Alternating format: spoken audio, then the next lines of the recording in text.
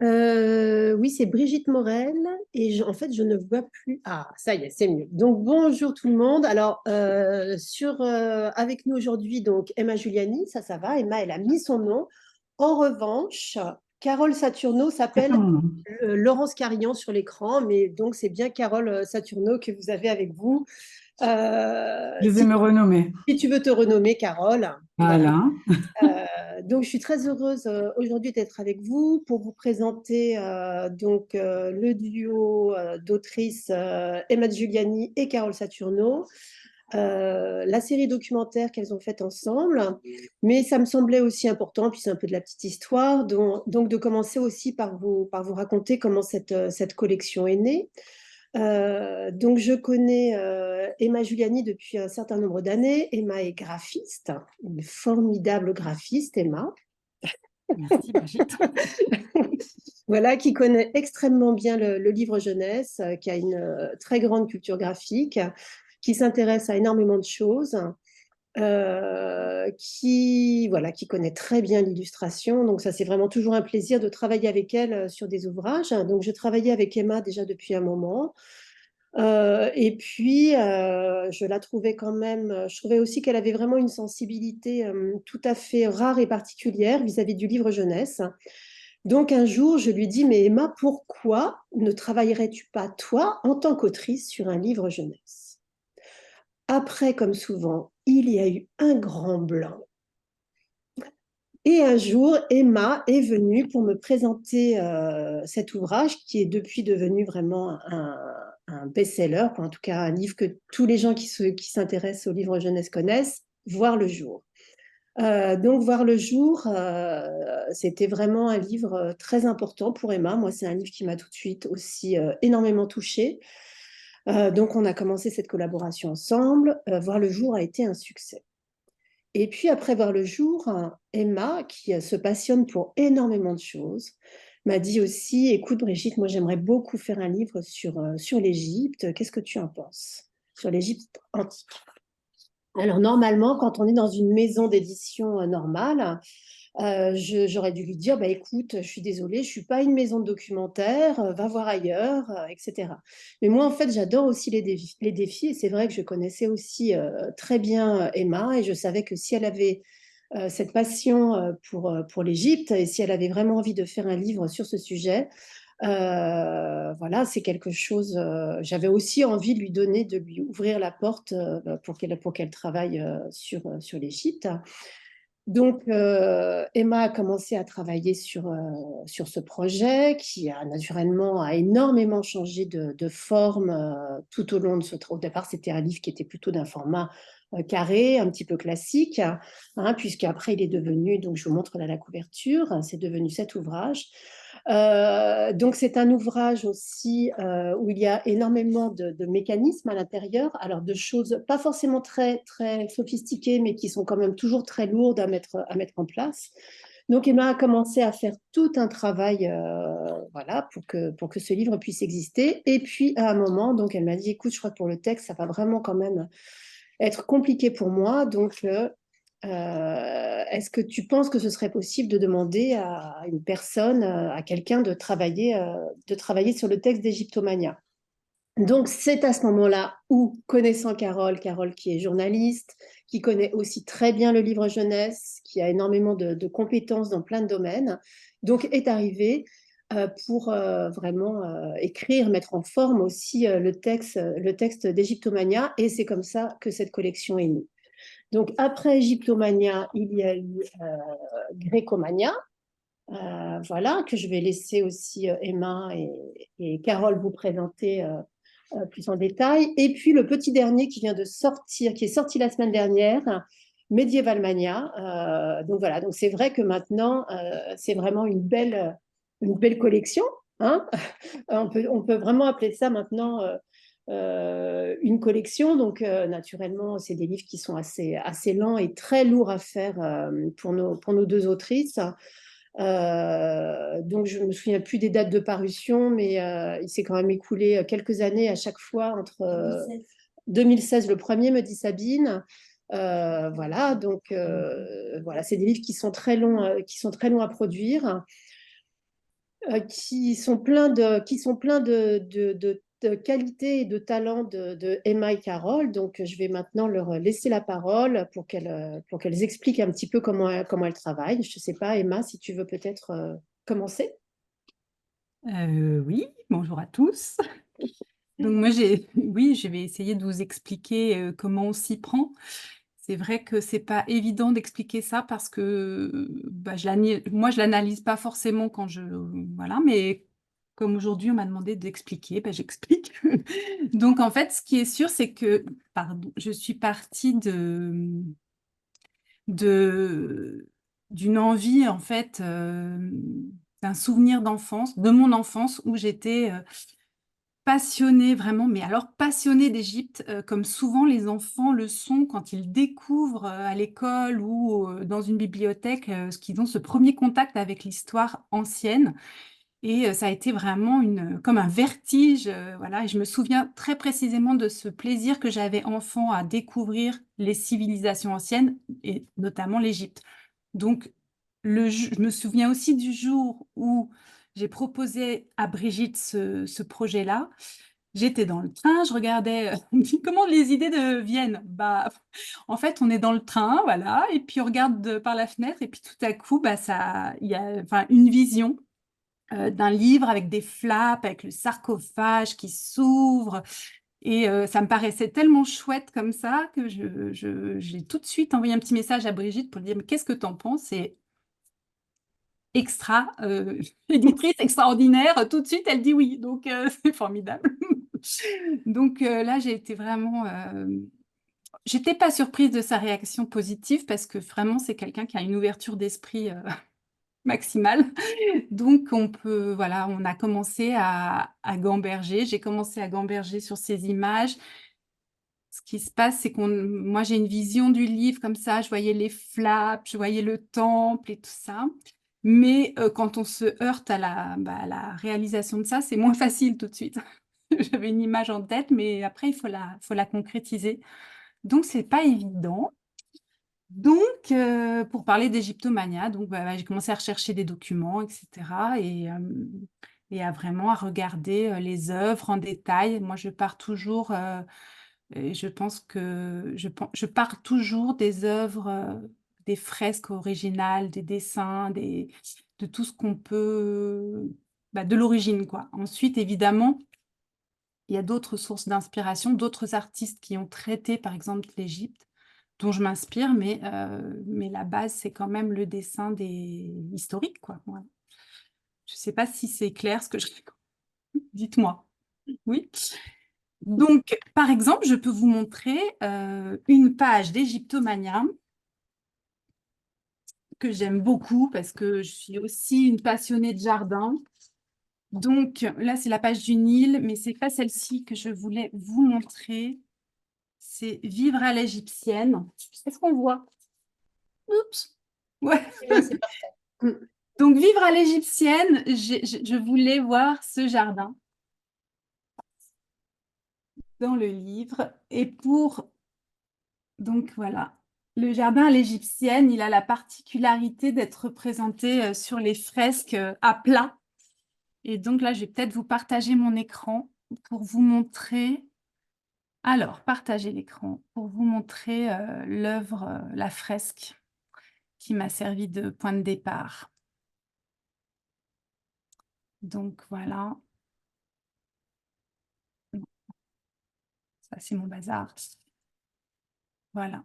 La fresque, le jardin égyptien, donc voilà.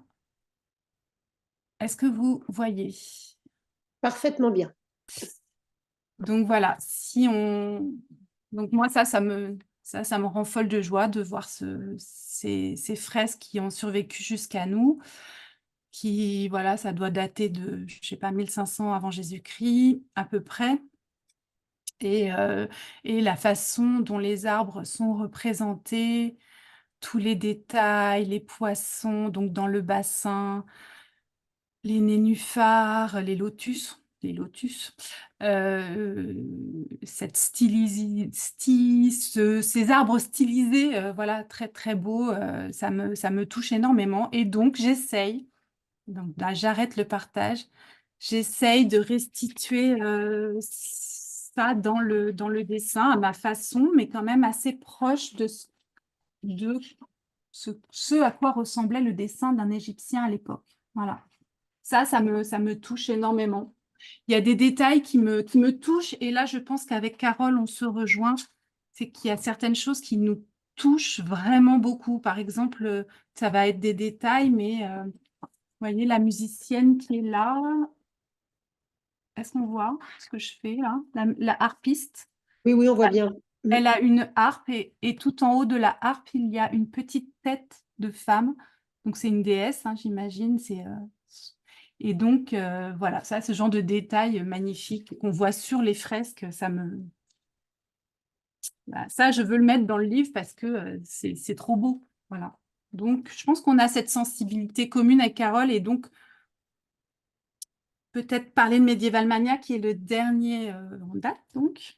Bah, je De sais pas, pas... Carole, si tu veux, toi, Ouais, intervenir un petit peu voilà, comment tu as exactement. reçu le travail de Emma. Je ne sais Ouais. plus exactement à quel moment tu es arrivée dans Egyptomania. Moi, je suis arrivée dans Egyptomania quand Emma avait déjà structuré plusieurs pages, c'est-à-dire qu'elle Écrire.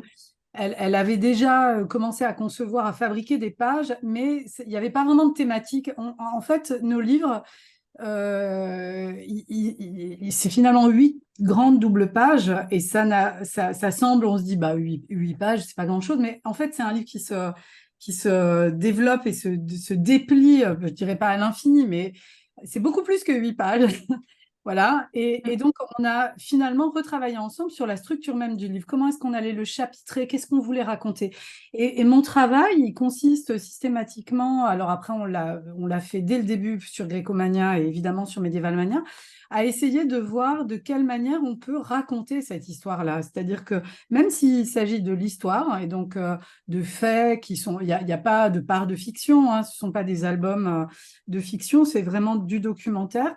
Mais je trouve que ce qui est important, c'est tout de même de garder en tête qu'il faut qu'on emmène les enfants dans une sorte de rêverie, qui est une rêverie qui est celle de l'histoire et du passé. Et effectivement, avec Emma, on aime travailler ensemble en amont beaucoup sur de la documentation. Alors, elle va travailler beaucoup sur de l'iconographie. Quelles sont les images qui vont lui donner envie de redessiner des fresques. Alors, sur la Grèce, c'était les vases athéniens noir et rouge. Voilà. Donc, on a toute une collection comme ça de livres qu'on se partageait, on s'envoyait des images, etc. Et sur le Moyen-Âge, évidemment, de la même manière, on avait comme ça une base de données commune qu'on alimentait, Emma, avec pas mal d'images, de fresques, sur toutes les thématiques, les chevaliers, les joutes, les croisades, évidemment les châteaux forts. Et donc, une fois qu'on a nourri nos bases de données respectives, on structure et on déstructure. C'est-à-dire qu'on sait comment on va développer le livre, donc en grande séquence. Mais ensuite, moi, je commence à écrire en fonction d'un synopsis qui est travaillé en commun. Et puis arrive le moment où Emma monte les pages. Et puis alors là, c'est monter, redémonter, faire, redéfaire, jusqu'à ce qu'on parvienne à une séquence qui soit parfaite à ses yeux. Et là, vraiment, mais moi, je salue son opiniâtreté parce que bien souvent, en fait, elle me dit non, mais là, ça va pas. Alors que moi, je trouvais que la page était super, mais elle prend en compte tout le rythme du livre. Donc, elle me dit, mais regarde, là, on avait déjà des flaps sur les côtés, on peut pas en avoir dans la page suivante. Faut qu'à chaque page, il y ait une nouvelle surprise pour les enfants. Et c'est ce qui marche, en fait. C'est ce qui fait que quand on ouvre le livre, on a effectivement cet effet waouh qu'elle a bien en tête à chaque fois. Et je pense qu'elle va vraiment chercher dans ses souvenirs d'enfant, elle me le disait souvent, de la surprise qu'elle veut susciter à chaque double page. Mm. C'est ce qui, en fait, conduit à la fois au travail et au retravail. Sur Medieval Mania, je ne sais pas, on a passé vraiment pas mal d'heures et de journées ensemble, côte à côte. Oui, oui. Non, mais du coup, je voulais illustrer par des essais différents, peut-être. Ouais, Ça peut être intéressant, je sais montre. pas. Ouais, tu peux partager l'écran Je voulais, en fait, voilà, peut-être cette page-là sur les chevaliers. Mm. qui a énormément évolué. Alors, est-ce que c'est bon là pour vous? Ouais, on voit bien. Alors, donc là, le chevalier, bon, bah voilà, la structure numéro 1, c'était ça, avec la joute en haut et un grand flap sur l'adoubement. Et puis, finalement, je trouvais que, voilà, là, il y avait quand même cette idée-là du chevalier personnage, oui, qu'on déshabille. le chevalier qu'on déshabille, bon là qui était assez sommaire, mais c'était une idée qui m'intéressait beaucoup de voir comment il était habillé en dessous. Et puis ce chevalier là en majesté, mais qui était un peu statique et tout ça. Et donc finalement, mais cette structure de page, je l'ai faite exploser parce que je me disais, oh, mais on a beaucoup de cette structure de page sur d'autres pages. Donc du coup, j'ai essayé de déstructurer ma page en mettant ici une grande scène de tournoi, parce que Carole et moi, nous avons fantasmé sur le roi René. C'est un manuscrit magnifique, le roi René. Donc, la description de ces tournois, visuellement, il faudrait qu'on vous montre, mais c'est plein de détails. Donc, j'ai voulu faire une grande scène de tournoi.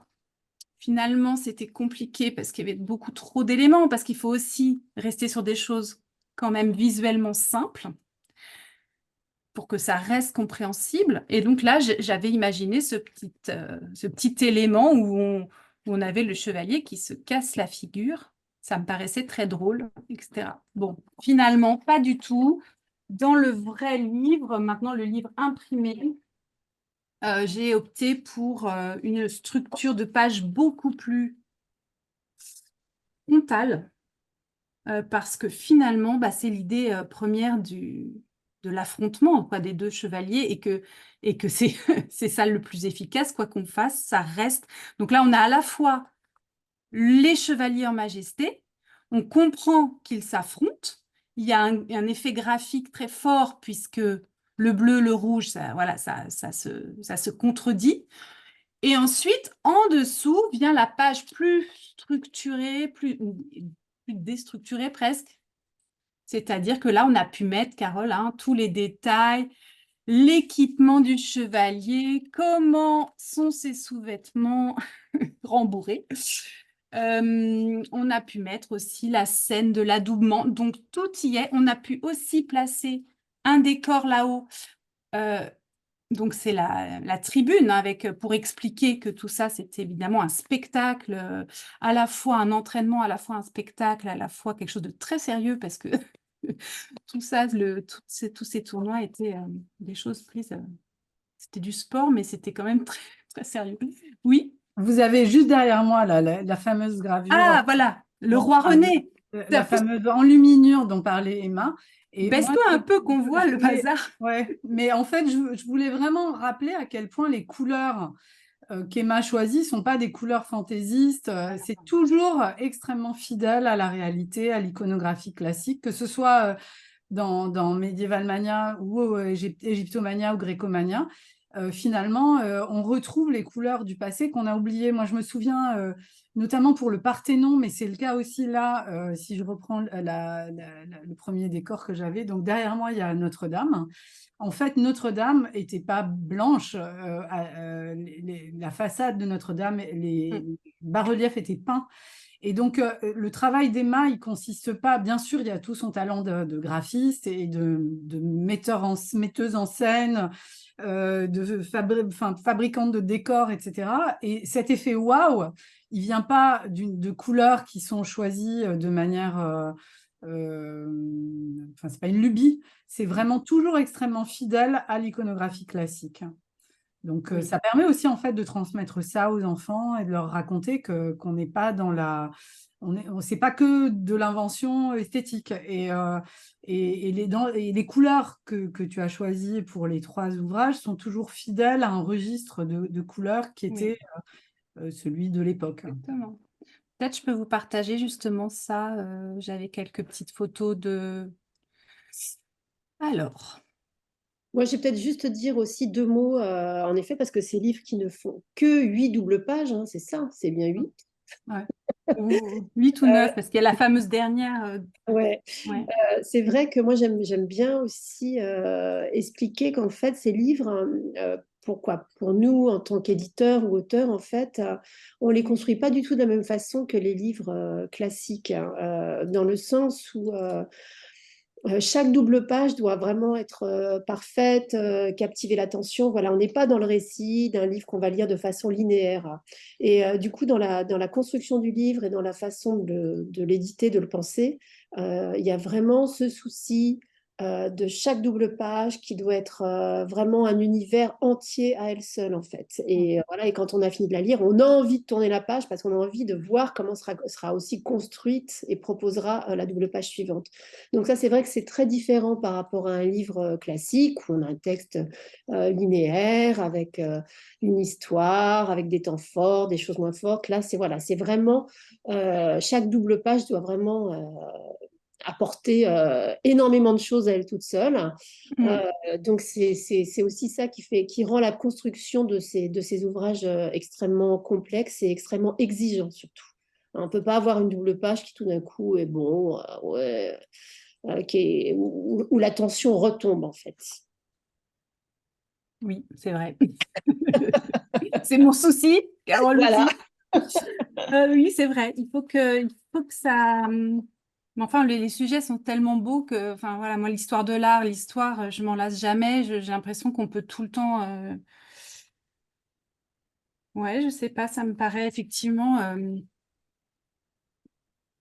Je suis tellement scotchée par la beauté des fresques ou des choses qui parviennent jusqu'à nous que.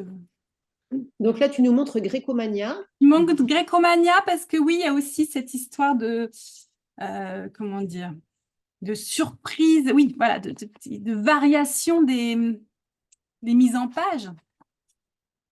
Donc, alors, je vais essayer de trouver des choses qui viennent amuser les enfants parce que voilà, la structure est différente de la page précédente, effectivement.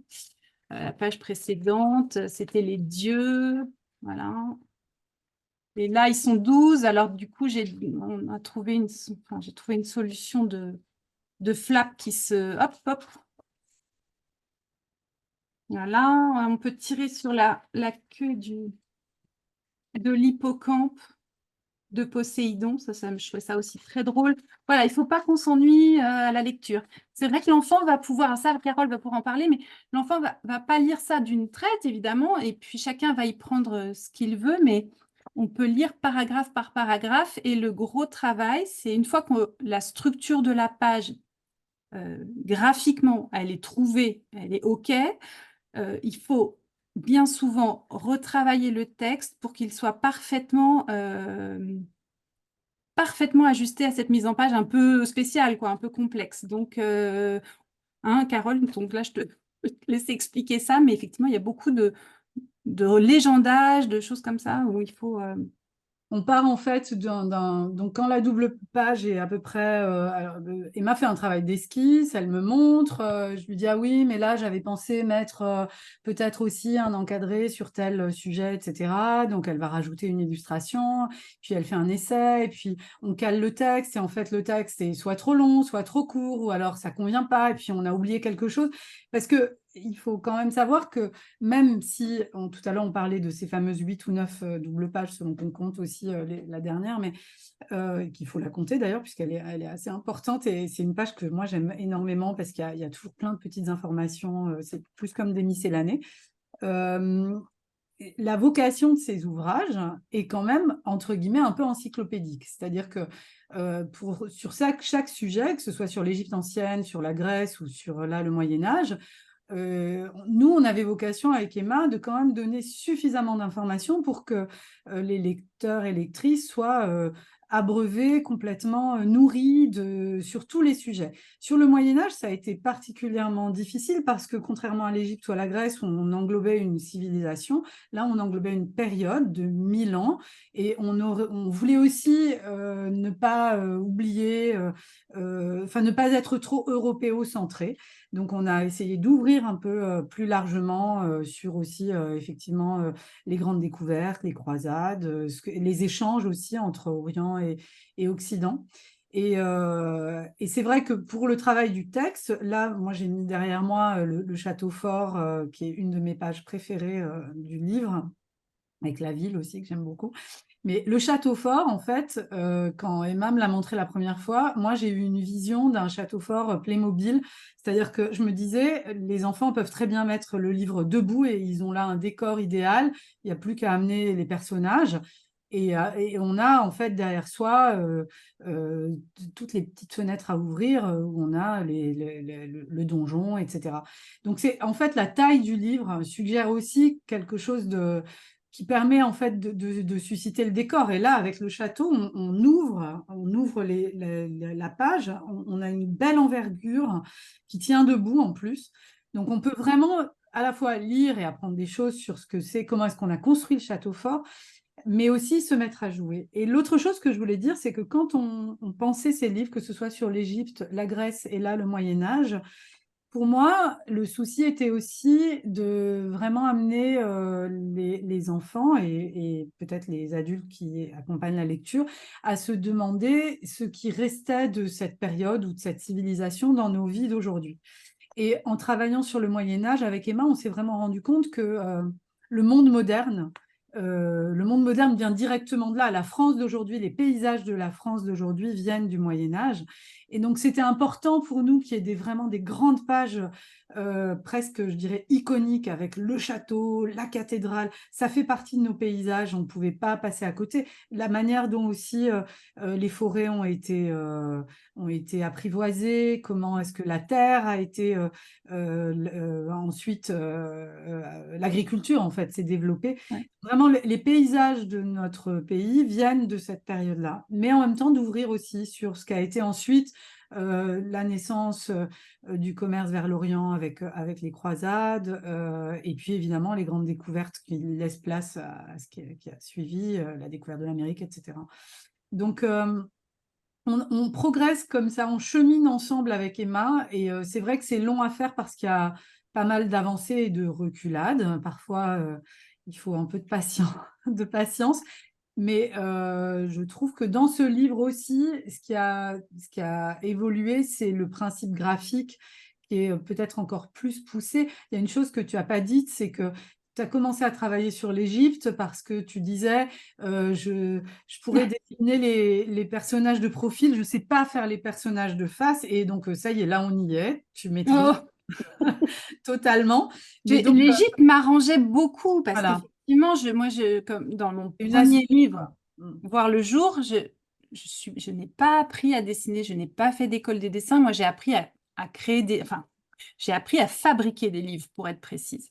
Donc, moi, j'ai une formation très technique. Et quand j'ai voulu faire mes propres livres, la façon de dessiner que j'ai trouvée, c'est la silhouette.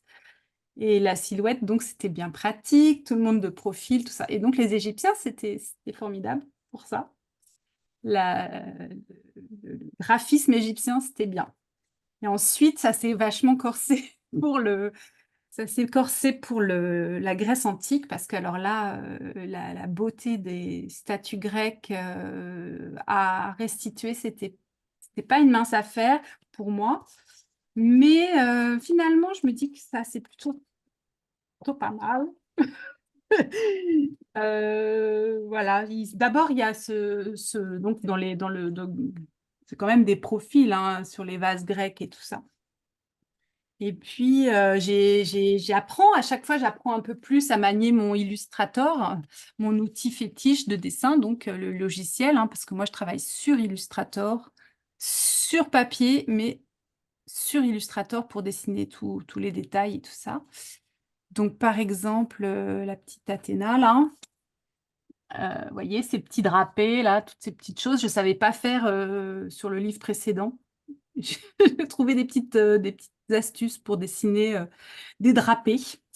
Voilà. Bon, après, ça reste un dessin de silhouette mise en couleur avec l'ajout de détails. C'est vraiment comme ça que je procède. Et finalement, ça donne un résultat peut-être assez efficace assez clean, je ne sais pas comment le dire, assez qui fait qu'il y a une vraie limite, les formes sont bien identifiées, etc. Je pense que visuellement, ça aide aussi un enfant à identifier les éléments, tous les éléments. Et autre chose dont je me suis rendu compte, c'est que moi, je raisonne beaucoup en structurant les pages. Donc, une case, une idée. Et ça aide aussi pas mal à intégrer, à ce que les enfants intègrent ces nouvelles connaissances. Un peu comme fonctionnent les cartes mentales. Je pense que les enseignants qui nous écoutent comprendront. Les cartes mentales, c'est un outil hyper intéressant pour la mémorisation. Et en fait, ces planches, ce sont pour moi des cartes mentales. C'est-à-dire que comme ça, je retiens bien qui est qui, parce qu'ils sont tous dans une case. Et voilà, par exemple. Et je pense que dans ces livres aussi, il y a quelque chose qui est très important, c'est le plaisir de la manipulation, en fait. Oui. C'est quand même un grand plaisir, hein, même Ouais. pour nous quand on les fait, hein, quand on est au moment où on travaille dessus. C'est vraiment ce plaisir qu'on a tous, même encore adultes, à découvrir, à dire ah bah là il y a quelque chose, qu'est-ce qu'il y a dessous. Et vraiment il y a ce plaisir de la découverte et qui apporte aussi pour moi, je trouve énormément par rapport au même livre qui serait sans ces flaps justement, hein, où ce serait des images, un texte illustré. Là, il y a une double page déjà quand on l'ouvre on essaye de la faire aussi naturellement attirante, claire. Ah bah là, on est dans la double page sur le château fort, sur la ville. Et après, en plus, on peut rentrer dans ce château, on peut rentrer dans cette ville. Et en plus, il y a énormément d'informations à lire, bien sûr, hein, c'est aussi très, très important. Mais donc, on va découvrir en fait petit à petit, un petit peu comme à chaque fois une surprise. Et la surprise, ça va être ce qu'il y a dessous, l'image, le texte aussi, toutes ces choses cachées qu'on va vraiment appréhender les unes après les autres. Je pense que c'est aussi pour ça que c'est vraiment une collection, quoi, ou un format qui marche très bien avec les enfants, mais pas que, hein, avec tout le monde, parce qu'il y a quand même toujours ce grand plaisir de soulever, de tourner, de manipuler et de découvrir, de dire, ah bah ça, on l'avait pas encore vu, regarde là, celui-là, on n'avait pas vu qu'il y avait quelque chose. Et voilà. Ce que je peux dire aussi en plus. Ah bah oui, ça c'est mon ressort principal, hein, c'est la surprise derrière le flap. Ouh bah oui, hein, ça c'est quand même formidable. Et c'est lequel on va montrer. Ouais, le petit. Moi, j'aime beaucoup, voilà, j'allais dire le sarcophage, hein. Bah oui, le sarcophage, parce qu'à l'intérieur du sarcophage, il y a un autre sarcophage, évidemment. Et à l'intérieur du sarcophage, il y a encore une déesse qui est dessinée. Donc, c'est quand même le flap dans le flap, c'est un grand bonheur, quoi, pour les enfants qui le découvrent. On soulève un flap, il y en a encore un, dis donc. Et alors là, après, celui que j'aime beaucoup aussi, que les enfants aiment beaucoup, parce que le graphisme est assez sobre hein, sur l'hypogée, là.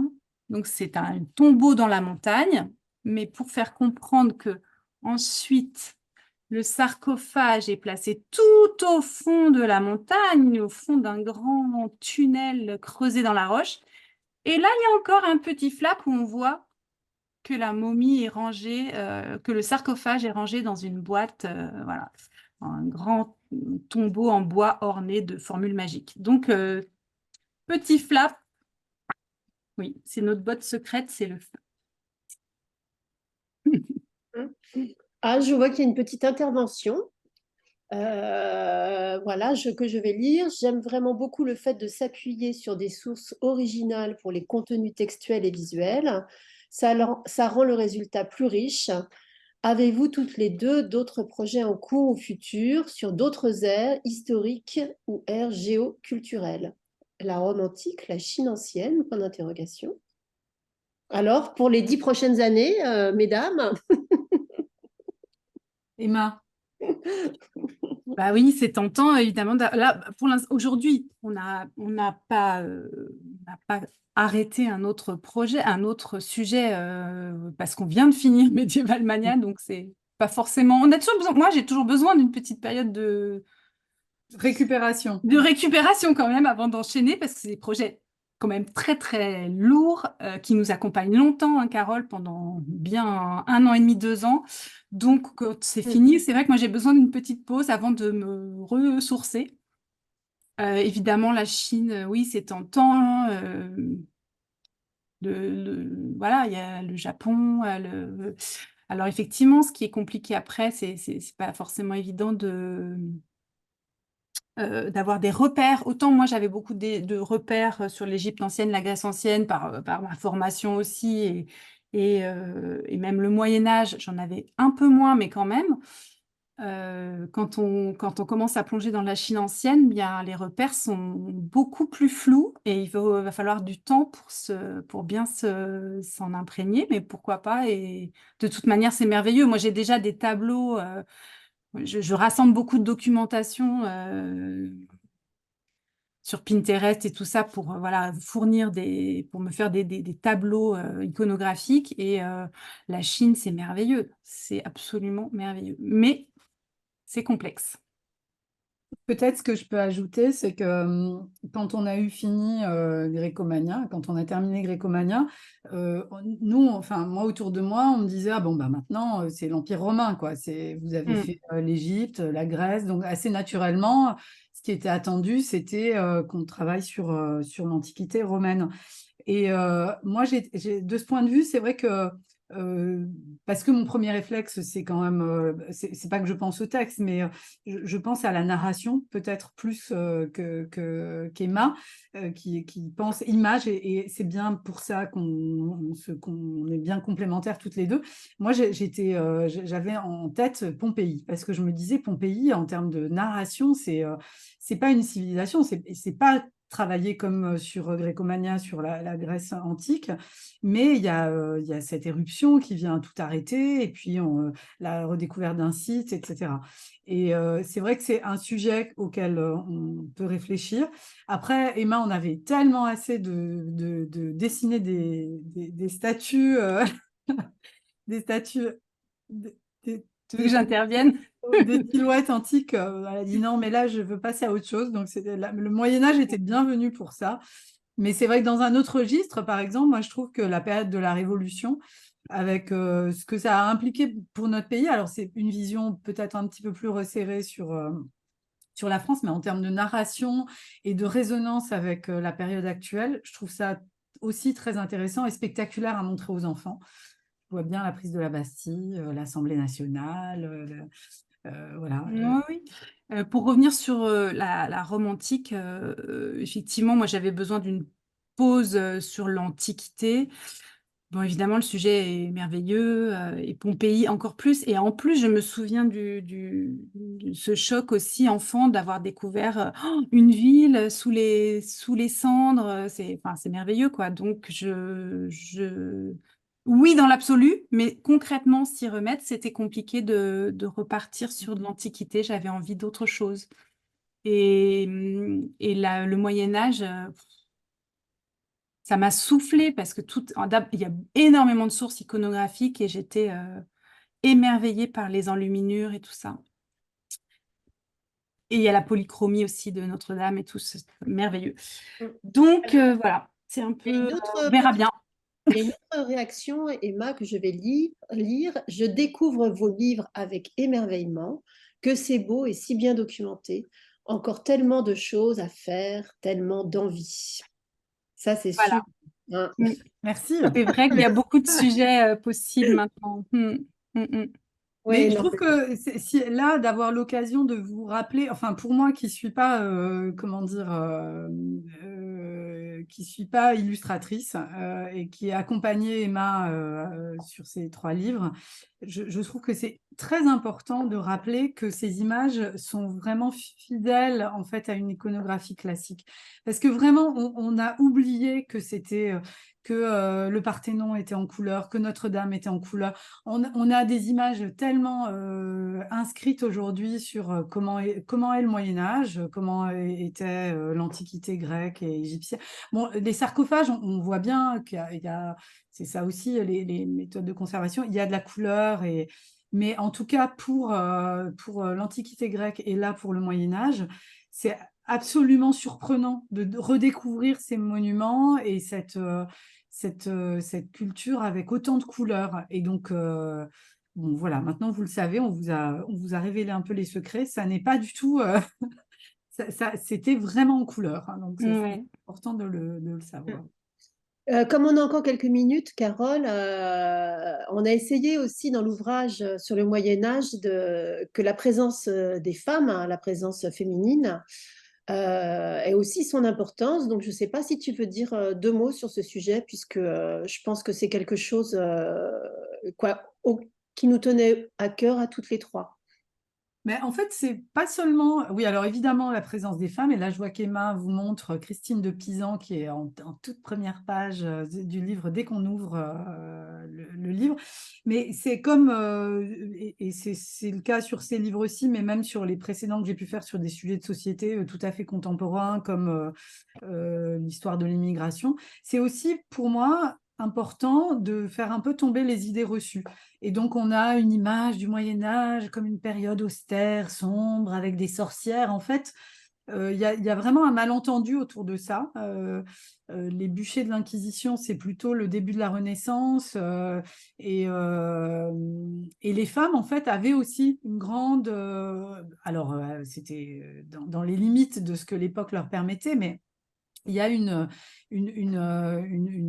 part très active en fait des femmes dans la société du Moyen Âge on a voulu mettre en valeur. Ça nous semblait assez important.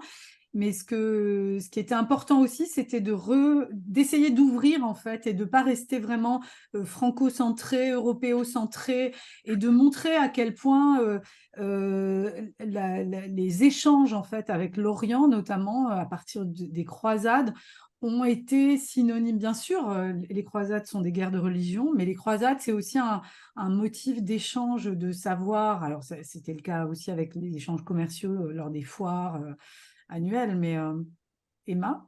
Ouais, je voulais partager la carte parce que, en même temps que tu parlais, Oui. parce que Voilà, et elle donc est tellement il belle. y a une ouverture vers l'Orient, les Indes et plus juste après, en fait, puisque en fait, bon, c'est une date qui est contestée, mais qui est contestée. Voilà, donc là, on a une carte qui date Ouais. à Alors, reproduire. 1457, donc c'est bon, c'est quand même la fin du Moyen Âge, mais c'est une carte donc parce que donc je ne sais pas si vous me voyez quand même en petit, mais Oui, ouais, ouais.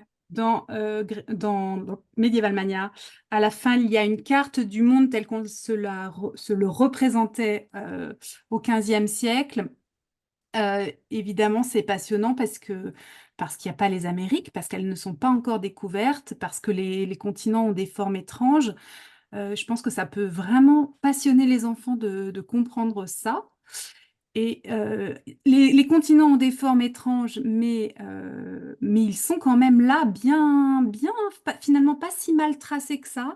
Et donc, ça prouve à quel point déjà il y avait une conscience et des voyages et des relevés et des géographes qui travaillaient déjà à l'époque, quoi. Et c'est un peu vertigineux d'imaginer ça. Et ça, c'est la carte, donc une des plus belles cartes que j'ai trouvées. Euh, où on voit, alors c'est formidable parce qu'elles sont illustrées, mais elles sont illustrées. Est-ce que je peux zoomer? Je suis Alors, pas sûre. c'est sur cette Bon. très belle carte que nous allons devoir nous quitter et quitter Égyptomania et Grécomania. Merci beaucoup Emma Giuliani, Brigitte Morel et Carole Saturno pour cette très intéressante et agréable rencontre. Tout à l'heure à 16h30, nous avons salle 2, l'édition Rue du Monde. Et voilà, les grandes personnes pourront vous accueillir sur le salon au rez-de-chaussée au stand de K17. Et merci beaucoup. À Et on bientôt sera là lundi, Merci. au Emma et moi, salon. Oui, on ensemble. sera là lundi, toutes les deux. Merci à vous. Et oui, Carole et Emma signeront à plusieurs reprises. Donc, pour ça, vous pouvez regarder sur l'Instagram des grandes personnes, par exemple, où vous aurez tous les horaires de signature. D'accord, très bien. Merci Merci beaucoup. beaucoup. Merci beaucoup. À Merci, bientôt. merci. Au revoir. Au revoir.